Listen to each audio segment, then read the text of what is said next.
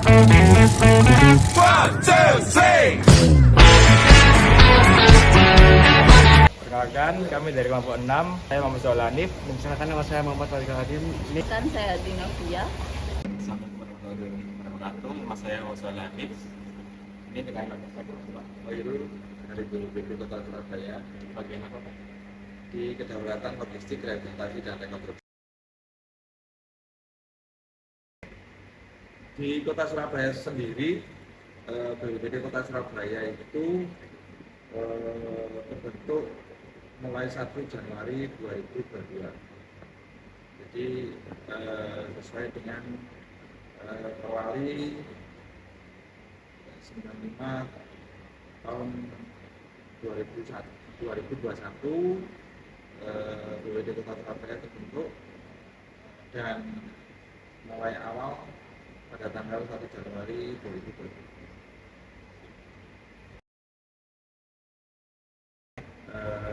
Berkantor di Jalan Gunungsari Kubur 2 nomor 2, Kecamatan Monocolo, Kota Surabaya. Sesuai dengan visi misi yang dicanangkan dalam visi misi pemerintah Kota Surabaya untuk melaksanakan pelayanan masyarakat khususnya di bidang kebencanaan dan kedaulatan. Jadi yang dikerjakan oleh BPBD ini adalah melaksanakan pencegahan dan kesiapsiagaan masyarakat terhadap terjadinya bencana, kemudian melakukan penanganan kedaruratan apabila terjadi bencana, pemberian logistik, kebutuhan dasar apabila terjadi kejadian bencana dan kedaruratan di Kota Surabaya. Dan yang terakhir adalah melakukan koordinasi untuk melakukan rehabilitasi dan rekonstruksi terkait dengan dampak yang ditimbulkan dari kejadian bencana dan kedaruratan yang terjadi di Kota Surabaya. BPBD Kota Surabaya ini terdiri dari 2 bidang. Ya, yang pertama adalah bidang pencegahan dan kesiapsiagaan. Di bidang pencegahan dan kesiapsiagaan ini adalah fungsinya untuk melakukan sosialisasi dan mitigasi serta simulasi terhadap masyarakat untuk meningkatkan kewaspadaan masyarakat, meningkatkan pengetahuan masyarakat terhadap kejadian bencana dan kedaruratan. Jadi yang menjadi titik fungsi dari bidang pencegahan dan kesiapsiagaan ini adalah bagaimana menyiapkan masyarakat supaya bisa melakukan evakuasi bencana mandiri, bisa siap siaga terhadap kejadian bencana dan kejadian kedaulatan, sehingga mengurangi risiko terhadap terjadinya korban jiwa dan risiko akibat yang ditimbulkan oleh bencana dan kejadian kedaulatan.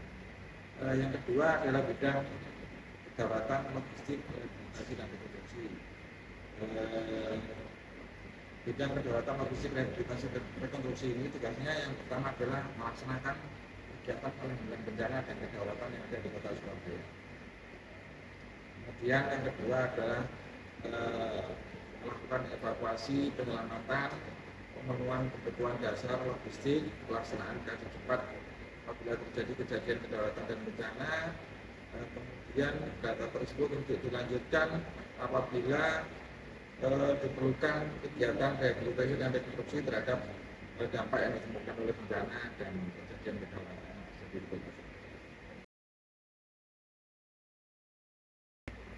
Kota Surabaya ini potensi bencananya itu sebenarnya yang pertama itu angin kencang atau angin puting beliung, karena Surabaya ini berada di pesisir.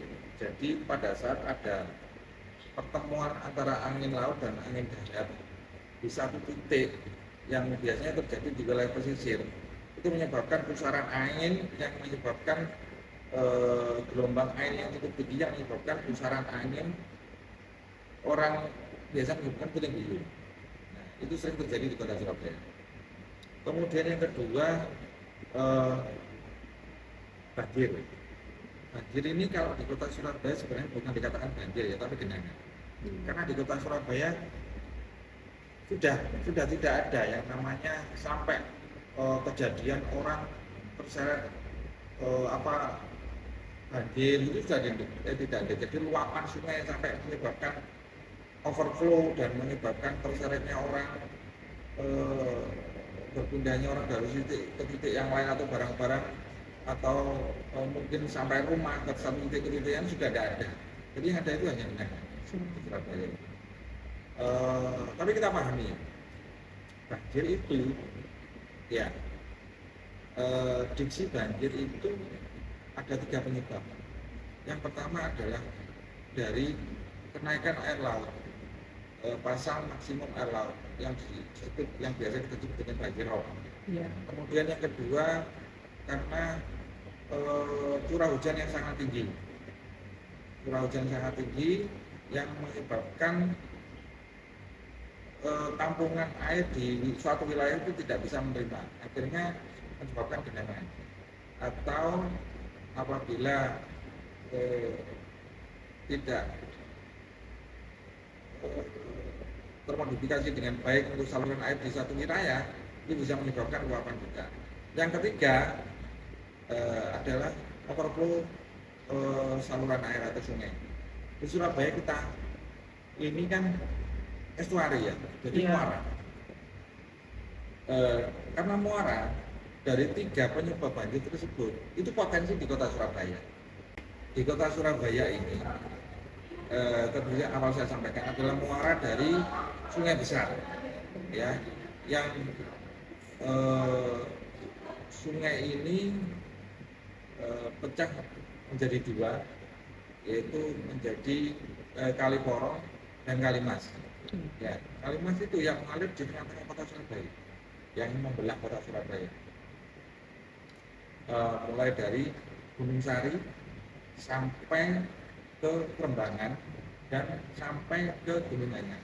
Karena kan kalaupun ini terjadi, kan bukan diksinya karena aliran sungai di kota Surabaya, tapi karena hulu dan hilir. Ya, jadi kalau di kota Surabaya tidak hujan, hulu dan hilir sungai Berantas ini, di sekitar sungai Berantas itu terjadi hujan lebat, bisa jadi overflow di kota Surabaya. Pohon tumbang, ada darurat medis, kecelakaan, kemudian ada penemuan jenazah, kemudian ada konflik sosial yang terjadi kapan hari itu, yang tawuran itu, banyak sekali. Itu BPD yang tadi saya sampaikan, contohnya kalau dari tim petir ini sebagai tim reaksi cepat, mereka harus punya dasar-dasar penanganan pertama pada korban kedaruratan. Jadi ada pelatihan namanya pertolongan pertama gawat darurat, ya, bersertifikasi. Kemudian ada pelatihan water rescue, penyelamatan di air dengan menggunakan perahu karet, dengan menggunakan peralatan selam dan lain sebagainya. Kemudian ada pelatihan vertical rescue apabila kita dibutuhkan untuk penyelamatan evakuasi di ketinggian. Kemudian ada pelatihan penjinakan hewan liar apabila ada laporan masyarakat yang berhubungan dengan hewan liar seperti ular atau monyet atau buaya dan lain sebagainya.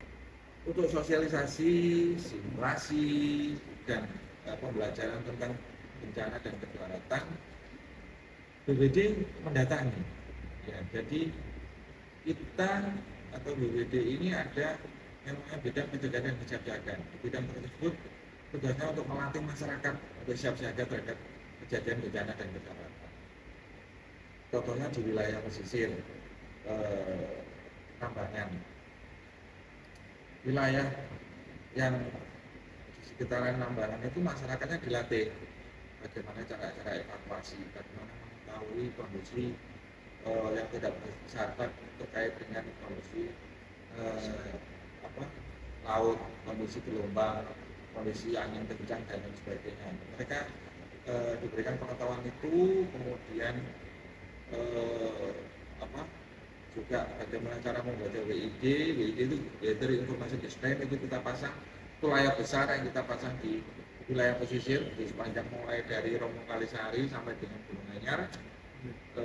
Itu menginformasikan kepada masyarakat. Setelah mereka mengetahui itu, bagaimana mereka bisa mengevakuasi diri mereka, mengevakuasi keluarga mereka, tetangga mereka, melewati jalur evakuasi menuju ke titik aman, titik kumpul yang sudah dipasang oleh tim-tim dari bidang pencegahan dan kesiapsiagaan. Apabila terjadi kejadian darurat yang dilaporkan ke masyarakat melalui Command Center Satgas 2 atau petugas yang ada di lapangan melaporkan kepada Satgas 2, yang meluncur ke lokasi adalah posko terpadu wilayah. Posko terpadu ini atau integrated pos ini adalah gabungan dari UPDPD, ada Dinas Pemadam Kebakaran, ada BPBD, ada Satpol PP, ada Dinas Perhubungan, ada Dinas Pemadam Kebakaran dan Penyelamatan, ada Dinas Sosial, ada Dinas Kesehatan dengan ambulannya. Melalui channel HT petugas, kemudian memanggil petugas yang ada di titik posko terpadu. Yang berangkat pertama ini adalah tim betul, tim reaksi cepatnya BPBD. Nah, mereka menjadi tim aju. Tugasnya Pak untuk melakukan kaji cepat. Ya, melakukan kaji cepat, kemudian melakukan evakuasi penyelamatan, kemudian melakukan asesmen singkat. Artinya, contoh ini, tugasnya melakukan evakuasi dan penyelamatan yang pertama. Apabila ada kejadian kecelakaan satu titik, mereka melakukan tindakan 3A terlebih dahulu, aman diri, aman lokasi, aman korban. Mereka mengevakuasi korban ke pinggir dengan pengetahuan PPGD yang mereka pelajari. Jadi mereka semuanya sudah sertifikasi PPGD. Diamankan korbannya, kemudian dilakukan kaji cepat, asesmen singkat. Korban ini butuh penanganan lanjut tidak? Kalau hanya mungkin luka ringan, bisa melanjutkan perjalanan, ambulan yang sudah meluncur bisa di-cancel. Langsung ditangani oleh mereka sendiri. Tapi kalau memang membutuhkan penanganan yang lebih lanjut, apalagi membutuhkan kerujukan, ambulan dilanjutkan untuk datang ke lokasi. Kota Surabaya ini, ya, perlengkapan itu dibagi di 7 posko terpadu. Ya, posko terpadu saya sampaikan tadi, ada posko terpadu barat itu di kantor kecamatan Tandes, di kompleks kantor kecamatan Tandes. Posko terpadu utara itu di terminal Kaswari. Posko terpadu wilayah timur itu di Park and Ride, Jalan Soekarno Tomer. Kemudian posko terpadu selatan itu di kompleks perkantoran Dinas Perhubungan. Posko terpadu pusat itu di gedung MPP Siola. Posko terpadu gedung Cuek itu ada di kompleks kantor Kecamatan Kenjeran. Posko terpadu Buku Pakis itu ada di Park and Ride Ajen Sungkono. Di satu posko terpadu ada peralatan dan perlengkapan di situ. Ya, mulai dari water rescue seperti perahu karet disertai dengan mesin untuk perahu kapalnya, mesin tempelnya, kemudian ada perlengkapan water rescue-nya, kemudian ada perlengkapan penyedotan air seperti pompa air dan sebagainya. Kemudian ada peralatan rescue yang lain seperti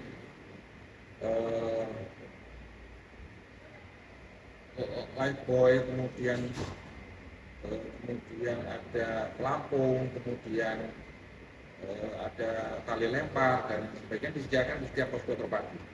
Ya, kemudian ada perlengkapan penerangan seperti genset dan alat-alat penerangannya juga disediakan di posko terpadu tersebut. Itu setiap posko terpadu. Jadi apabila di satu titik yang merupakan wilayah dari posko terpadu tersebut, posko terpadu tersebut dengan peralatannya akan diluncurkan. Apabila kejadian banjir itu terjadi di wilayah Gunung Sari, terjadi genangan di wilayah sekitaran Gunung Sari, timnya akan diterjunkan yang bukan hanya dari BPBD, Ya, jadi fungsi BPBD dari fungsi koordinasi, fungsi pelaksana, eh, dan fungsi komando itu dijalankan ketiga-tiganya. Pada saat sebagai fungsi pelaksana, tim BPBD seperti tadi yang awal saya sampaikan telah menerjunkan tim untuk melakukan penyedotan dengan peralatan-peralatan pompa air yang ada di BPBD ini untuk melakukan penyedotan di titik terjadinya genangan. Kemudian diarahkan ke saluran atau ke titik yang lebih rendah untuk dialirkan ke aliran sungai. Kemudian yang kedua adalah fungsi koordinasi. Fungsi koordinasi ini dilakukan BPBD dengan berkoordinasi dengan BPBD yang terkait, baik itu dinas pemadam kebakaran dan penyelamatan, dengan mobil tangki air dan pompa airnya, kemudian dinas sumber daya air dan bina marga untuk melakukan pengoptimalan rumah pompa, dan yang terakhir dengan dinas lingkungan hidup untuk melakukan pembersihan saluran-saluran yang tersumbat dan lain sebagainya, agar apa? Agar dengan integrit pelaksanaan tugas bersama dengan OPD yang lain itu kejadian-kejadian banjir di wilayah manapun segera bisa diatasi. Hal yang dilakukan oleh Balai Besar Sungai Wilayah Sungai dan bekerjasama dengan pemerintah Kota Surabaya, antara lain yang pertama tentunya memperkuat tanggul, meninggikan tanggul sepanjang aliran sungai, terutama yang aliran primer, agar tidak terjadi overflow. Kemudian yang kedua adalah membangun rumah-rumah pompa dari saluran sekunder ke saluran tersier, mulai dari saluran tersier ke sekunder sampai dengan saluran primer. Semua rumah pompa di Kota Surabaya sudah berkembang sangat pesat jumlahnya dalam 3-4 tahun terakhir ini. Jadi sekarang kita punya 73 rumah pompa, mulai dari saluran sambungan antara saluran tersier ke sekunder, sekunder ke primer, semua sudah terkoneksi dengan baik. Dari ketiga pompa tersebut, apabila satu titik yang terpantau di command center, karena command center ini karena ini sebenarnya tadinya tidak ditanyakan command center, saya jelaskan command center ya. Command center ini selain aduan juga ada monitor dari 73 wilayah rumah pompa yang ada di Kota Surabaya. Di situ ada bisa monitoring rumah pompa yang ada di Kota Surabaya. Apabila terjadi, contohnya ini, apabila terjadi genangan di saluran tersier di Maijen Sungkono, ada genangan, petugas ada di lokasi melaporkan saluran sekunder yang ada di sungai yang difungsikan untuk menguras jalan Maijen Sungkono di Banyurip itu difungsikan, langsung difungsikan supaya apa? Genangan bisa terserap dengan cepat. Setelah genangan terserap dengan cepat, terserap di sungai Banyurip, langsung yang rumah pompa yang ada di saluran primer yang ada di sekitaran Kerembangan difungsikan supaya lebih menyedot lagi ke arah laut. Nah, contohnya seperti itu. Kalau kan Apabila ini ambil contoh lain aja, satu kejadian selain banjir, ada kejadian kebakaran di suatu tempat. Masyarakat telepon ke 112. 112 menunjukkan posko terpadu wilayah, integrate pos yang tadi sudah saya sampaikan, personel ini gabungan tadi. Seluruh personel gabungan meluncur ke lokasi kebakaran. Dinas pemadam kebakaran dengan mobil pemadam kebakaran yang memadamkan api. Dinas perhubungan mengatur mulai dari jalannya mobil-mobil pemadam untuk pengaturan lalu lintasnya, kemudian dari tim-tim yang meluncur ke lokasinya mana. Nah, itu lampu merahnya akan disesuaikan.